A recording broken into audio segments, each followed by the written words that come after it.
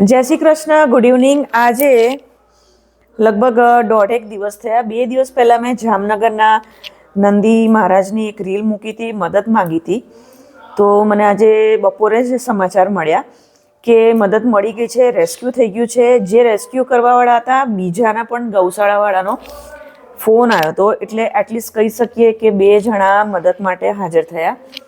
એક ગૌશાળાવાળા હતા, એનું રેસ્ક્યુ કરીને લઈ ગયા છે ને ટ્રીટમેન્ટ ચાલુ કરી દીધી છે.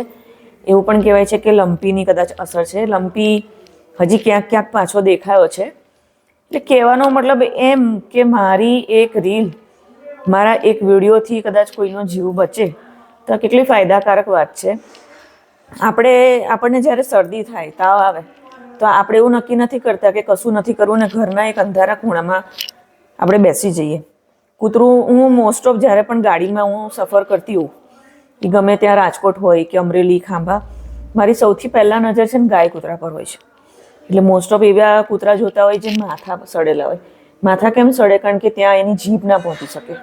એ ઘાયલ અવસ્થામાં ખાવાનું શોધવા માટે એવા રખડતા હોય ને બહુ જીવ લાગે, ખરાબ લાગે.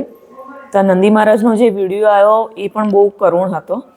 તો મારી રીલથી નંદી મહારાજને રેસ્ક્યુ કર્યું, મદદ મળી છે ને એના માટે હું ખૂબ ખૂબ આભાર માનું છું. જે લોકો નંદી મહારાજને લઈ ગયા, એના પછી પણ બીજા આવ્યા હતા, પણ એ પહેલાં લઈ ગયા હતા. બીજા પણ આવ્યા હતા ગૌશાળાવાળા.